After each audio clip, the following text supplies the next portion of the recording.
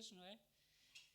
E dizer-vos que é sempre uma graça de Deus, não é? É um privilégio estar aqui convosco e poder partilhar isto que nós vamos fazendo, não é? E que desejamos muito partilhar convosco e ver a Igreja de Cristo voltar ao Evangelho, porque aquilo que se percebe no mundo hoje em dia é que ela está cada vez mais distante, não é? Então é esse o nosso objetivo, tudo aquilo que fazemos é para a glória de Deus e para realmente podermos ajudar-nos umas às outras nesta caminhada, não é? Até que Ele nos leve para si mesmo ou volte para nos levar.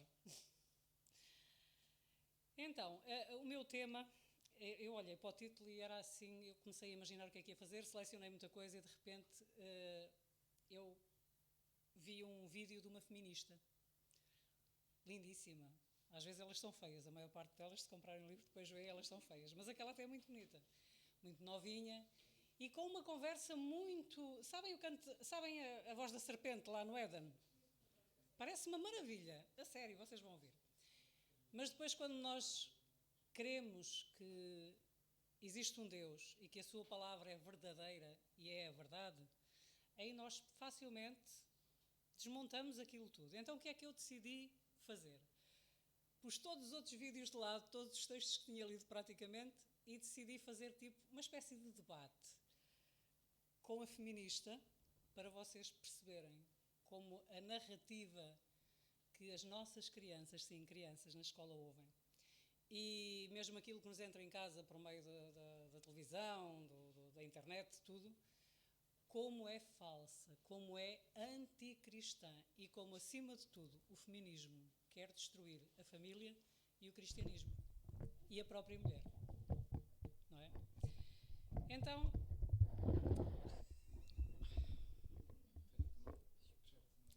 eu não me dou muito bem com estas coisas, percebes? Isso é complicado. Isso vai-me bater na cabeça.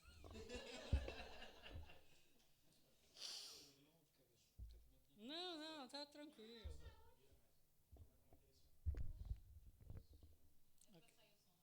Ok. Então, vamos começar com um texto das Escrituras, não é? Eu não sei como é que vou fazendo assim, não? Um texto das Escrituras, isso mesmo. Eu não sei se as irmãs conseguem ler daí, eu vou pedir a uma irmã para ler, por favor. Só uma. Ui? Alto. Da mesma forma, quero que as mulheres se vistam modestamente, com decência e discrição, não se adornando com tranças e com ouro, nem com pérolas e com roupas caras, mas com as boas obras, como convém a mulheres que declaram adorar a Deus. 1 Timóteo 2, de 9 a 10. Amadas, como este texto tem sido jogado lá no fundo do baú, debaixo da roupa toda, não é?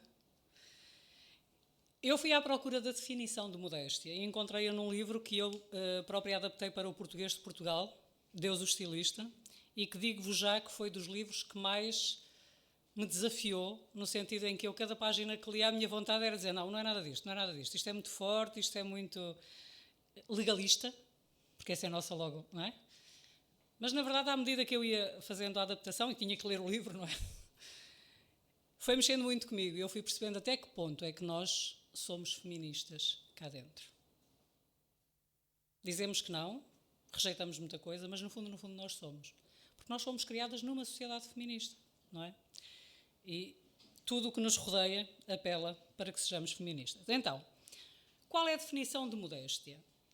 E encontrei ausência de vaidade, despretensão, simplicidade, reserva, pudor, decência, compostura, moderação, sobriedade, desprezo pelo luxo e pela ostentação, pudor e decência, até já disse. Então a modéstia é a disposição humilde que acompanha uma estimativa moderada da dignidade e importância de alguém. Nas mulheres, a modéstia tem o mesmo caráter que tem nos homens, mas a palavra também é usada como sinónimo de castidade ou pureza de comportamento. Quem disse isso foi o Noah Webster. Neste sentido, a modéstia resulta da pureza da mente ou do temor de sofrer desgraça e ignomínia, temor esse fortalecido pela educação e pelos princípios. A modéstia sincera é o encanto mais doce da excelência feminina, a mais preciosa joia da coroa de honra das mulheres. Como todas nós sabemos, no Éden, depois da queda, o que é que aconteceu? Logo, imediatamente a seguir à queda, Adão e Eva vão procurar algo com que se tapar. E deduzimos nós, não é, naquelas imagens que vemos, que a partir deles devem ter coberto só aquelas partes que eles perceberam que não deviam estar à mostra. Porque aquilo foi automático. Aquilo não foi preciso muito. Pecaram e já perceberam o que era. Então o que é que acontece? Deus aceitou a forma como eles se taparam? Não, né? Então o que é que Deus fez? E vou pedir a outra irmã para ler, que é para não ser monótono ouvir muitas vezes a minha voz. Quem lê? Fez o Senhor Deus vestimenta de peles para Adão e sua mulher e os vestiu. Gênesis 3:21. Outras traduções dizem e os cobriu. E aqui, minhas amadas, nós temos o primeiro derramamento de sangue por causa do pecado do homem. Porque um animal teve que ser morto para que a sua pele lhe fosse retirada para vestir o homem e a mulher. Isto já apontava para Cristo, não é? João Calvino comentou: podemos estabelecer isto com certeza. Temos de reprovar tudo o que no nosso vestir não está de acordo com a modéstia e a sobriedade. E quero já dizer-vos, não vos assustem, eu vou falar de moda sim, mas eu não vou falar de moda no sentido da vestimenta, de usar a saia, como eu uso, não é? 4 dedos abaixo do joelho, estão a ver, não é? Ou um dedo acima, não é nada disso. Porque não é só o vestir, é tudo o que nós fazemos. Tudo. A Cibele e a Val vão falar melhor sobre isso depois. Eu agora vou meter à moda, mas eu vou abranger tudo o que é moda.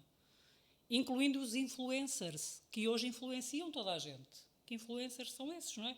Então vamos lá. Vamos para a moda. Significado da palavra moda. E não, aqui não fui à Bíblia. Aqui fui mesmo a um site de moda. Então vejam o significado da palavra moda e vejam como é interessante. A palavra moda vem do latim modus e significa costume, maneira, comportamento. Tinham esta noção? Comportamento. Mas é um site de moda que diz isto, não é um site cristão. Como é que tudo começou? Segundo antropólogos, o surgimento da roupa está relacionado à necessidade manifestada pelo ser humano de esconder a nudez e de se proteger do frio, da chuva e do calor. Eles até... Está na Bíblia, não é? Há ali qualquer coisa que trouxe essa necessidade, não é? Mas realmente foi Deus que os cobriu e não o homem que percebeu a totalidade da coisa. As vantagens em utilizar peles de animais foram descobertas pelos nossos ancestrais. Não, foi Deus que as usou. Além do frio, protegiam-nos das pedras e espinhos. Vejam como ateus, pessoas que não querem saber de Deus, vão dizer exatamente aquilo que está lá no princípio, em Gênesis, mas vão camuflá-lo como se fosse o homem o autor de todas as coisas, não é? Lembram-se o que é que a serpente disse a Eva? Serás como? Pois. Lembram-se como era a moda nos tempos bíblicos? Vamos lá. E tal, a irmã sabe, temos que usar as coisas cá em baixo e as coisas cá em cima. Está muito calor. Médio Oriente. Há algum lugar mais quente no planeta? Não. Mas era assim que as mulheres se vestiam. Agora quero convidar-vos a verem como é que nos foram despindo. Está bem? Vamos lá, elas vestiam-se assim, normalmente usavam muito linho, porque é um material que não aquece, não é? Mas era assim que elas se tapavam. Usavam véu, usavam tudo, não é? Pronto. Então, Renascença, século 1300-1500. O período renascentista remete-nos para valores como os do período da Grécia e de Roma. Vejam, isto nunca anda para a frente. Isto regride sempre. E normalmente para o pior. Que valores são esses? Devido às diversas mudanças no comportamento da sociedade, onde os indivíduos passam a olhar para si próprios e não apenas para Deus, começa-se a explorar mais a nudez e a beleza do corpo. Então, é preciso que o homem se vá afastando de Deus para explorar a nudez e a beleza do corpo. Continuo a dizer-vos que isto é de um site do mundo da moda, certo? A moda passa a ser, mais do que nunca, um instrumento de diferenciação social. Até hoje isso acontece, não é? E, minhas amadas, eu gostava de vos chamar a atenção para isto. Até 1920 havia uma coisa que era comum, sempre. Sabem qual é? A imagem a seguir. Os vestidos eram todos, até aos pés. 1920, está bem? Lembrem-se disto. Às vezes os decotes eram mais pronunciados, é verdade, havia decotes que, pronto. Mas eles eram sempre até aos pés. Em 1918, surge a segunda onda do feminismo, que são as sufragistas. Há quem a denomine de outra forma, eu denomino-a como segunda onda mesmo aqui no meu livro. E vejam uma coisa interessante. Até onde é que são os vestidos? Pois, elas nesta altura só queriam o direito ao... Pois, não era bem isso. Elas queriam o direito ao voto, mas elas queriam direitos superiores aos homens, porque os homens, para votar, eles tinham que ter ido à tropa, elas nunca foram. Percebe? Eles tinham que ter propriedades. E realmente foi dado o direito a muitas delas. Acho que tinham propriedades e eram conservadoras, que era para os conservadores poderem ganhar as eleições, mas isso está aqui no livro, depois vocês leem. E então esta é a nossa convidada para a espécie de debate, não é? De desconstrução, porque eles hoje querem desconstruir tudo aquilo que é conservador e nós vamos desconstruir aqui um bocadinho o feminismo e mostrar o que é que hoje nos influencia e influencia os nossos filhos. Vamos ouvi-lo um bocadinho? Com a Primeira Guerra Mundial, muitas mulheres precisaram ocupar os postos de trabalho que antes eram dos homens e que Estão a ouvir? estavam na guerra. Então elas experimentaram a tão sonhada independência financeira. E aí, quando a guerra acabou, claro, muitas delas queriam continuar trabalhando, não queriam voltar para suas vidas dentro de casa. Então foi nesse cenário que, em 1918, a Inglaterra foi o primeiro país a aprovar o voto feminino. E a partir daí, vários outros países foram concedendo esse direito para a gente.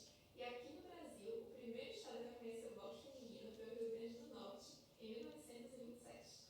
Nesse contexto, encurtar da saia representava toda essa liberdade que a mulher começava a gozar na sociedade. E encurtar da saia não era só uma coisa para fins simbólicos, não. Era realmente uma necessidade, já que agora a mulher tem uma rotina muito mais dinâmica, então ela precisa de uma roupa mais confortável, né, para passar o dia. Com uma saia que ela não precise ficar segurando para estar, né, ou que arraste no chão e fique sujando. Fora que um vestidinho curto é muito melhor que dançar jazz nas festas, né? Faz sentido. Digam sinceramente, a sério. Podem abanar a cabeça só. Faz sentido? Até faz. Para quem não tem memória. As mulheres antigamente, no tempo antigo, naqueles tempos bíblicos, elas não trabalhavam. Trabalhavam ou não trabalhavam, até mais. Muitas mulheres trabalhavam no campo. Quem é que viu uma casa na pradaria? Quem é que viu uma casa na pradaria? Ui, estou a ver, estou velha. Pronto, esqueçam. Elas trabalhavam no campo, elas trabalhavam na casa, elas trabalhavam imenso e o vestido, acreditem, nunca atrapalhou nada. Mas veio a segunda onda do feminismo. Já desde o período da Renascença que eles vinham a tentar despir a mulher. E então eles usam isso, o facto da mulher ter ingressado no mundo do trabalho, e digo-vos já que não foi o feminismo, é mentira. Foram os homens que foram para a guerra, eram preciso mulheres nas fábricas para fazer o trabalho que eles deixaram de fazer porque estavam na guerra. E então elas dizem que há necessidade de encurtar a saia. Não havia necessidade, fazia parte do plano. Continuando, anos 30, 50, a saia encurta isto. Estão a ver?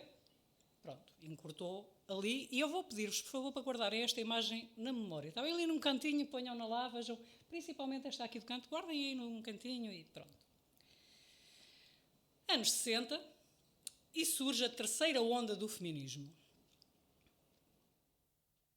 A terceira onda do feminismo é marcada por mulheres como a Margaret Sanger, que é a fundadora da Planned Parenthood, que é só a maior rede de clínicas de aborto do mundo e que foi criada como uma situação eugénica para matar crianças negras pobres. Essa é a origem do aborto.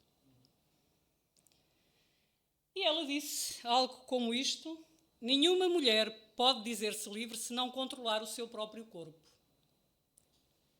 Eu tenho ali homens e fico preocupada que eu tinha planeado isto só para mulheres. Mas é assim. Minhas amadas, controlar o próprio corpo passa por conseguir dizer não e fechar antes de engravidar, ou não? Mas como o objetivo é a libertinagem sexual, e já vamos perceber isso também, então, ela diz que nenhuma mulher poderia ser livre sem controlar o próprio corpo, e com isto é que ela quer dizer sem ter direito ao aborto, aos métodos, como eles lhe chamam, de saúde reprodutiva. Vamos ouvir mais um bocadinho a nossa convidada.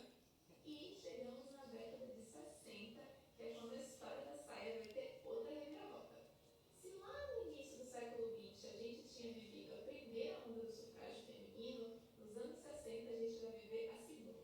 E se antes essa onda foi impulsionada pelo direito ao voto e pela inserção da mulher no mercado de trabalho, nos anos 60 ela vai ser impulsionada pela liberdade sexual. A primeira pílula anticoncepcional foi lançada em agosto de 1960 nos Estados Unidos e representou uma grande evolução na vida sexual das mulheres, porque agora elas podem transar sem correr o risco de engravidar, ou seja, elas não precisam mais esperar pelo casamento para ter a primeira relação e não precisam ter um único parceiro a vida toda. Entenderam ou não entenderam? Este é o objetivo. E foi conseguido.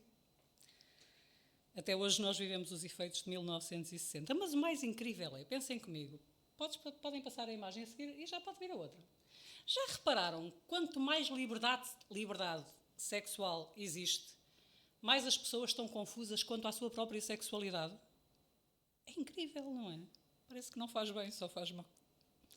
Eu costumo dizer que as proibições de Deus não são, como é que se diz? Não são cadeias, são barreiras de segurança. Não é? O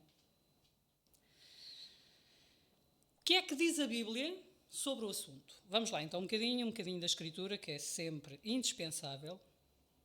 Lá em 1 Coríntios 7, 8 e 9, uma de cada vez, por favor, alguém leia. Digo, porém, aos solteiros e às viúvas, que lhes é bom se ficarem como eu. Mas, se não podem conter-se, casem-se, porque é melhor casar do que abrasar-se. 1 Coríntios 7, 8 e 9. O raciocínio de Paulo é muito simples. Ao argumentar sobre a possibilidade de solteiros e viúvas abraçarem o celibato, ou seja, não se casarem, ele deixa um conselho curto e importantíssimo sobre o desejo sexual. Se não se conseguissem conter, o que é que essas pessoas deveriam fazer? Masturbação para aliviar? Pornografia para relaxar um bocadinho? Sexo antes do casamento?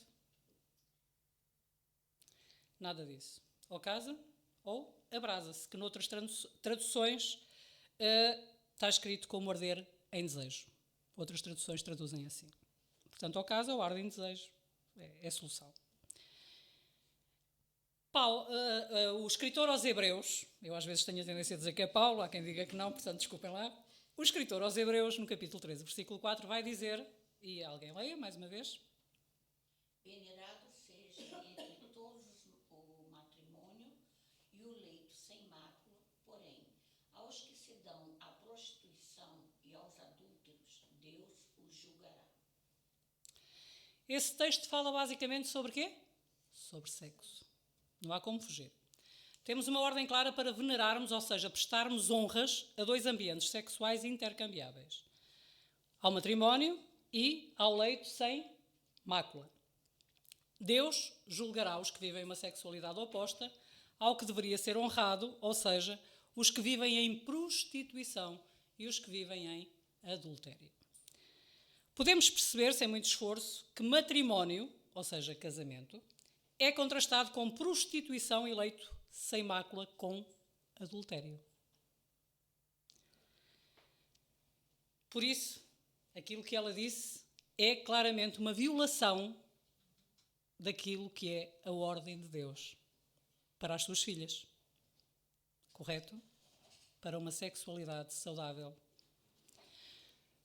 Vamos ouvir mais um bocadinho aqui a nossa. E para completar, os anos 60 foi a era dos jovens.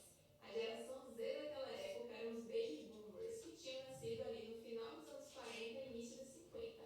Ou seja, eles nasceram embalados no otimismo e na esperança que o fim da Segunda Guerra Mundial trouxe. E eles foram a primeira geração a contestar os pais. Ou seja, tudo que os pais deles tinham sido, eles disseram, não, obrigada, valeu, falou. E é por isso que nos anos 60 vão rolar vários protestos comandados pela juventude, porque eles não queriam só contestar os pais, mas sim contestar todos os valores daquela sociedade. Alguns dos mais famosos são os protestos contra a Guerra do Vietnã, que ocorreram nos Estados Unidos, os movimentos em prol da igualdade de direitos civis entre negros e brancos, liderados por Martin Luther King, também nos Estados Unidos. Na França vai rolar o Maio de 68, que foi um movimento estudantil que, entre tantas reivindicações, buscava o fim das posturas conservadoras, né? Pois é. Primeiro, o movimento pelos direitos iguais para negros e brancos não teve nada a ver nem com jovens nem com feminismo. O líder era um pastor protestante, batista, Martin Luther King. Portanto, eles estão-se a apropriar culturalmente de alguma coisa, não é?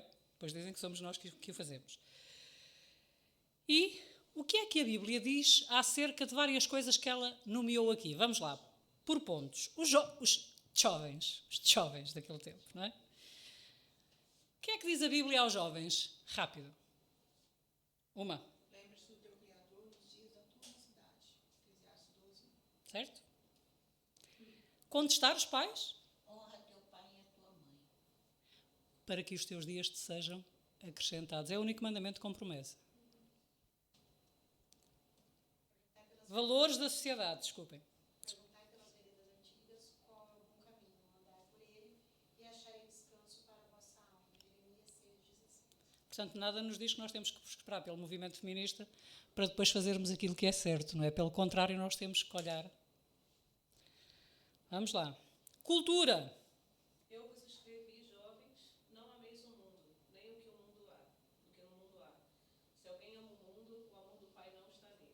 1 João 2, 14 e 15. Valores conservadores. Vamos ler o que nos diz o John Stott acerca dos valores conservadores. Todo cristão deve ser tanto conservador como radical. Conservador ao preservar a fé, desculpem, e radical ao praticá-la. Não tem nada a ver com o radicalismo islâmico, está bem?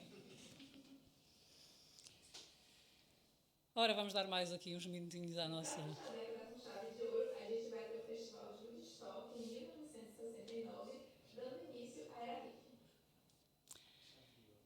Minhas amadas, nós pagamos o preço disto até hoje, 1969, e nós ainda pagamos o preço daquilo que aconteceu ali. Sabem o que é que aconteceu ali? Foi isto.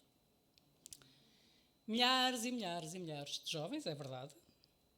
Muitas drogas, sexo e rock and roll. E estão aí imagens muito claras acerca daquilo que se passou no festival do Woodstock. Mais uma. Portanto, aquilo foi libertinagem pura e dura, tudo à solta e vale tudo. E, naquele tempo, eu não sei se vocês sabem, mas houve um boom de meninas a engravidarem, de pessoas que nem sabiam quem era, e de repente havia lugares para onde elas eram enviadas pelos pais para terem os seus filhos, e aquelas crianças eram todas dadas ou vendidas para adoção. Portanto, isto foi a maravilha do festival do Woodstock. E antigamente ainda se dizia que o rapaz fez mal ao moço. Hoje em dia. Não, hoje em dia elas convidam-nos a fazer bem, não é? Mais um bocadinho com a nossa feminista aqui. E cada época tem uma capital do mundo. A capital do mundo nos anos 60 era Londres. Estávamos em pleno swing London, que foi a efervescência cultural que a cidade viveu naquela época. Londres era a capital da cultura pop, com o pop art, com os Beatles e, é claro, com a moda. E aí foi nesse contexto que a minissaia nasceu. Inclusive, a gente pode dizer que a minissaia tem pai e mamãe. Agora vocês vão perdoar meu francês, tá? André Correges era um estilista francês que foi o primeiro a encurtar as saias, colocando-os 15 centímetros acima do joelho. Pronto, olha, eu também uso, está bem? Portanto, a primeira mini saia foi esta. Vejam. Tá? Esta foi a primeira minissérie. 1965 é quando aparece o Para que saia? Para que saia? Vamos ouvir.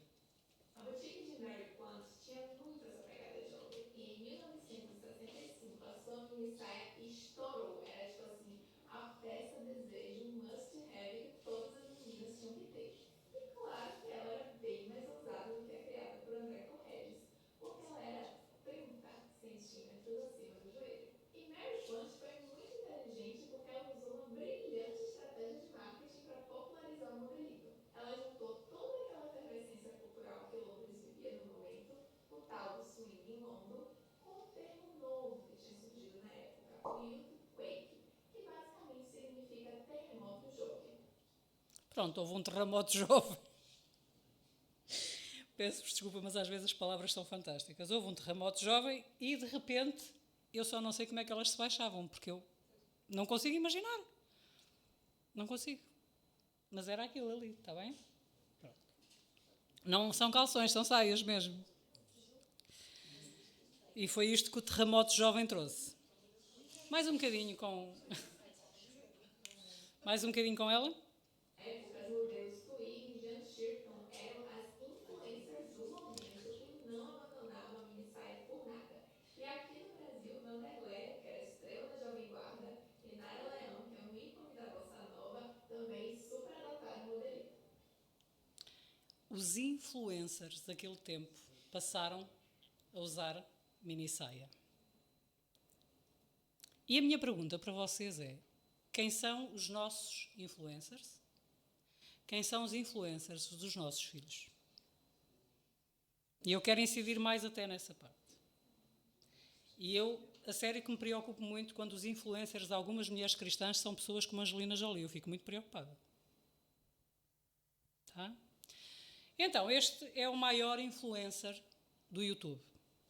E mais à frente eu vou-vos dizer quem é ele, está bem? Para já eu vou-vos deixar aí em suspense, estão a ver? Muito bonito. Que é para depois os meninos ficarem em casa e dizer que querem pintar o cabelo assim. Tá? O Ante, Paulo Borges. Eu fui pesquisar porque eu tinha que perceber porque é que estas pessoas têm isto que o Paulo Borges tem. E vejam, ouçam com muita atenção. Paulo Borges, está aí a figura, estão a ver? Portanto, hoje em dia quase que não se vê ninguém sem tatuagens. E eu aqui não estou a falar se é bonito, se é feio, se é mau, não é nada disso. Mas hoje em dia quase não se vê. Porquê? Por causa dos influencers. É o youtuber português com mais visualizações na plataforma. É uma companhia assídua para os mais novos, como crianças e adolescentes. Subscritores, 3,7 milhões. Visualizações, 1,119 milhões. Não é brincadeira, é muita coisa. Por isso é que ele ofere rendimentos mensais na ordem dos 68.500 euros por mês. E eu pergunto, estudar para quê?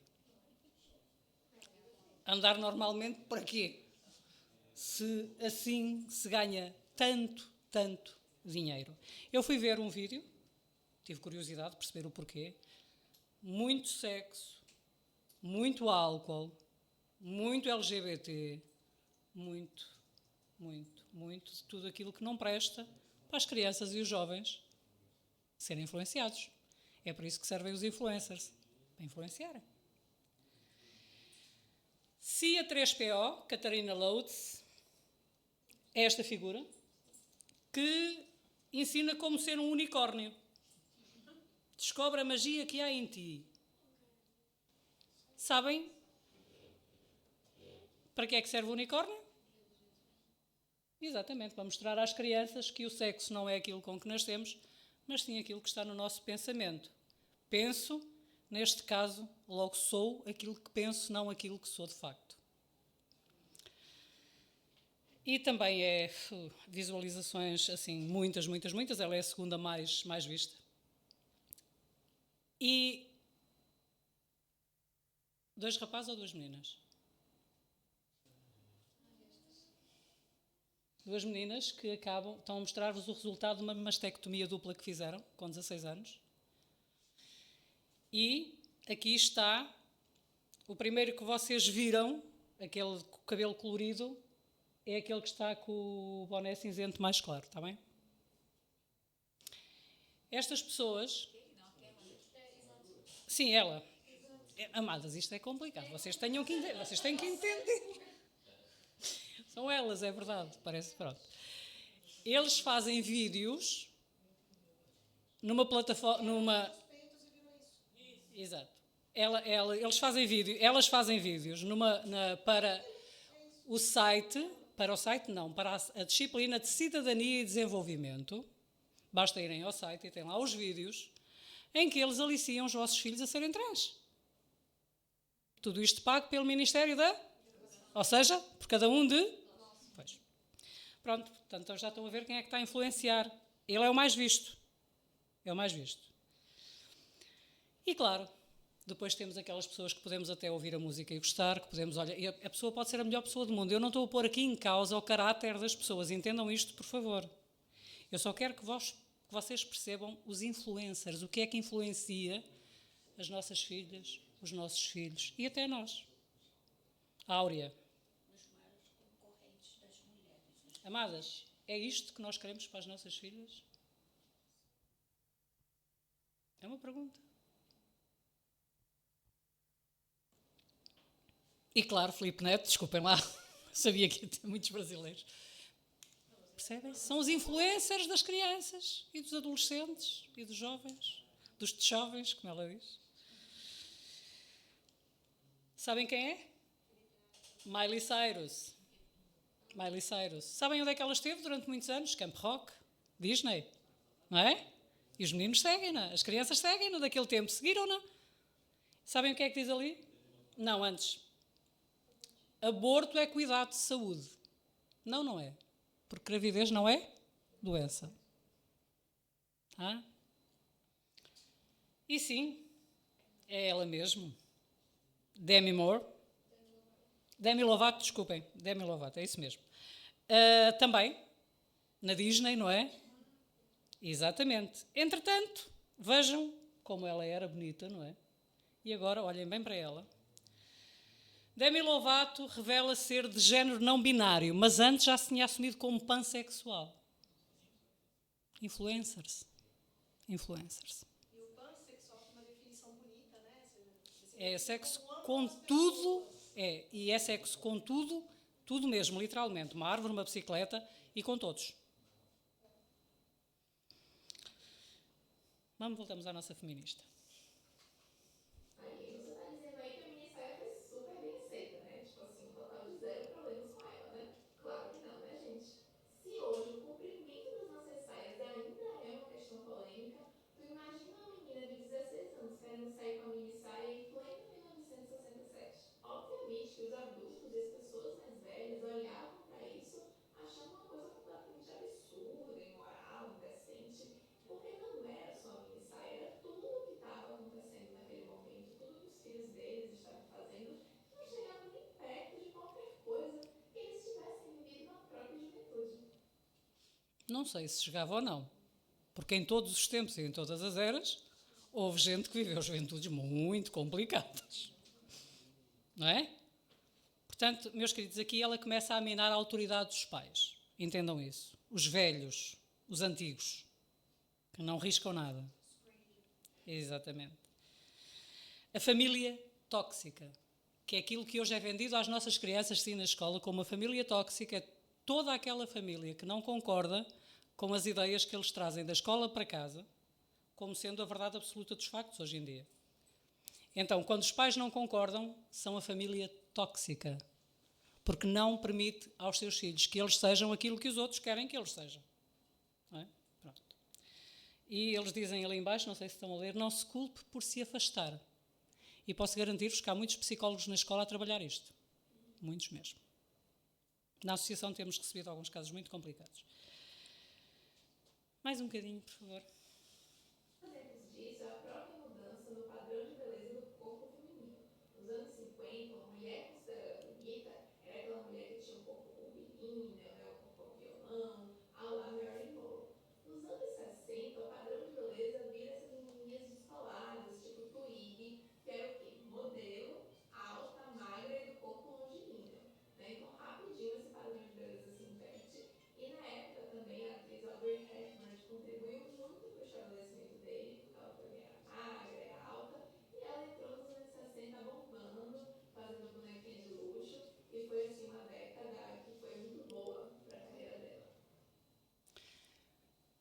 mudam-se todas aquelas e todos aqueles que estão ali homens, pronto, não posso tratá-las por senhoras, não é? Que se sentam em frente à televisão ou que vão ao cinema que acham que estão a entreter-se só, porque estão a ser doutrinados. Ela é muito clara naquilo que diz. As atrizes, os modelos que vão passando, que nós vamos vendo, vão nos influenciando e nós queremos ser como elas, não é? Então há uma mudança nos padrões de beleza, a seguir, e depois temos casos destes. Porque nós nunca conseguiremos atingir aqueles padrões. Minhas amadas, são as carradas de maquilhagem que se usam ali, os filtros, nunca vamos conseguir. E então ficamos doentes, não é? E quando eu digo ficamos, cuidado, porque são as mais jovenzinhas. Começam a adoecer muito cedo, porque não conseguem atingir aqueles padrões de beleza. Ninguém consegue. Tá? Nem as próprias atrizes, basta vê-las cá fora depois sem nada. Isto é de tal maneira que as pessoas hoje já alteram o próprio corpo, não é? Antigamente era só as dietas, não é? Para emagrecer e tal. Agora as pessoas vão alterando o próprio corpo. E nós temos um caso cá em Portugal, que é a Elsa Raposo. É este primeiro, não é? Exato.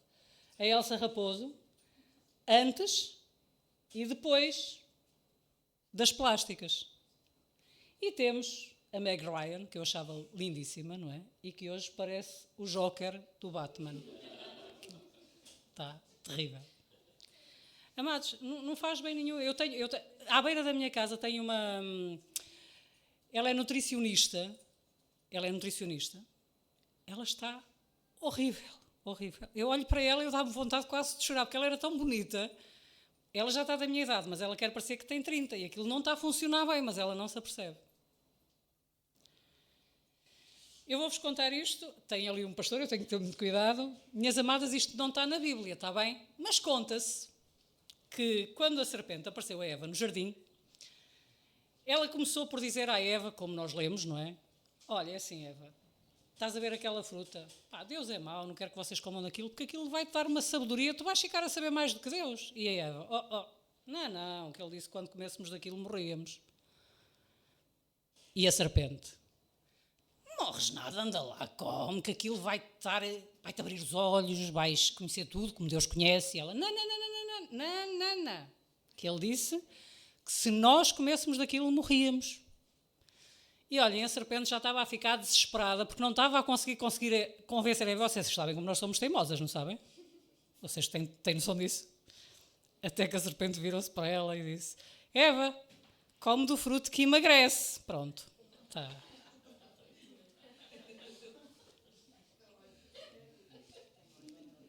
Mais uns minutinhos aqui à nossa feminista de plantão. Sai foi um dos grandes símbolos dessa segunda onda da Revolução Feminista, porque ela representava a liberdade do corpo feminino. A gente sabe que o corpo feminino sempre foi cheio de tabus, é até hoje, imagina antigamente. Não pode mostrar isso, não pode mostrar aquilo, não pode sentar de tal jeito. Então sempre existiu essa preocupação dentro do Império Feminina sobre o que não pode mostrar, o que é indecente, o que é imoral. E a mini saia representou um passo importante para a quebra desse tabu. Agora imaginem, sentadas de mini saia num autocarro em frente a um homem de perna aberta. Que panorama, não? Percebem? Há realmente jeitos de sentar, jeitos de estar. E nós, mulheres, temos essa responsabilidade até para não levarmos o outro a pecar. Não é?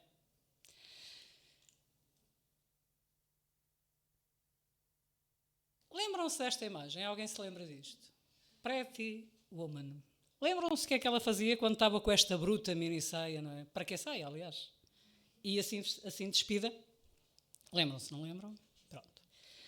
Quando ela tem lá o encontro com o Richard Gere, há uma altura em que ele precisa dela para ela ser apresentada à sociedade, lembram-se? E ela tem que ir comprar roupa. Para quê? Para se cobrir, para se vestir. Exatamente. Vejam a diferença. É tão diferente, não é? Onde é que ela está mais mulher, mais feminina? Digam-me. Estamos aqui só mulheres. Onde é que ela está mais feminina? Lembram-se daquele vestido? Lembram-se de eu vos dizer, guardem esta imagem? Percebem? É tão mais bonito, não é? Porque na primeira é como se ela tivesse um rótulo na testa, não é? Não precisa de mais nada. Hoje em dia temos pais, mães no caso, a lutarem para as filhas irem assim para a escola porque querem proibi-las, não é? Pronto, havia mais uma imagem, eu não sei porque é que não está a aparecer. Está ali, é a mim que não aparece, não liga. E pronto, estão a ver? Ali ela volta aos anos 30, 50 e veste-se adequadamente para o papel que ia fazer. Amadas, isto é o feminismo de hoje. Alguma de vocês se revê ali? Acham que isto nos dignifica como mulheres? Pois eu também acho que não. Quem é que já ouviu dizer o tamanho da minha saia ou o tamanho do meu short não é consentimento? Para, por exemplo, ser violada. Já ouviram? Já? Não é? E realmente não é. Entendam, eu não estou a defender que é. Mas eu vou ler-vos um texto e depois vou-vos dizer quem é o autor do texto. Porque chegou a nossa última palestrante. Então, aquela imagem diz: o tamanho do meu short não justifica o tamanho da sua ignorância. É exatamente isso que elas estão a pretender dizer, não é? Portanto, eu posso andar nua, isso não justifica que um homem me viole, que um homem se meta comigo. Vamos lá. Antigamente, os pais e os irmãos protegiam as mulheres de serem violadas. A pena por violação era... Lembram-se? Lá na Bíblia temos um episódio que são os filhos de Jacó. A filha de Jacó, alguém me ajuda? Diná é violada, lembram-se? E o que é que acontece? Os irmãos matam o violador, lembram-se disso? Pronto. Ao incutir nas mulheres que elas podem fazer o que quiserem e andarem seminuas na rua, o feminismo deixou-as vulneráveis e indefesas. Os sexos não são iguais. Elas não podem fazer tudo o que quiserem, ir a todos os sítios e vestir o que lhes apetecer, pois estarão sempre expostas ao perigo de agressões sexuais. Autora: Camille de Paglia. Livro: Mulheres Livres, Homens Livres, página 89. Ela é uma feminista radical lésbica. Ela tem consciência. Pelo menos neste caso tem. Tá? Não foi um conservador que escreveu isto. Mais uns minutinhos, estamos quase a terminar. Concurso Miss America de 1968, 400 ativistas do grupo Women's Liberation Movement se reuniram na porta do teatro onde estava ocorrendo a final do concurso de Miss para protestar contra o fato de as mulheres sempre serem enxergadas ou reconhecidas pelos seus atributos físicos, pelo seu corpo, pela sua beleza e nunca por algum feito ou pela sua inteligência. E aí, obviamente, todas estavam usando a mini saia. Para tudo. Faz, não faz? Então elas não queriam ser reconhecidas pelo seu corpo ou pela beleza física, mas sim pelo seu intelecto e vão todas de mini saia. Não percebi. Esta incoerência no feminismo é vir à esquina e já está lá. Portanto, faz parte. Contradições feministas. Digam-me uma coisa, imaginem que vão à procura de trabalho, está bem? Imaginem que vão à procura de trabalho, é uma entrevista de trabalho, e que vão assim vestidas. A última não era para aparecer já. Pronto. Imaginem que vão assim a uma entrevista de trabalho. Acham que a pessoa que vos vai entrevistar vai estar a olhar para as vossas formas ou vai estar a ouvir aquilo que vocês têm para dizer? E se forem assim? Vamos ser sinceras, está bem? Vamos deixar-nos de politicamente correto. Porque, a sério? Nós somos homens? Não, pois não? Eles estão ali, por acaso até podiam falar. Mas nós não pensamos como eles e eles não pensam como nós. Esqueçam lá isso. Mas hoje está tudo assim. 2022, esta é moda para 2022. Não sei se aqui já alguém adotou.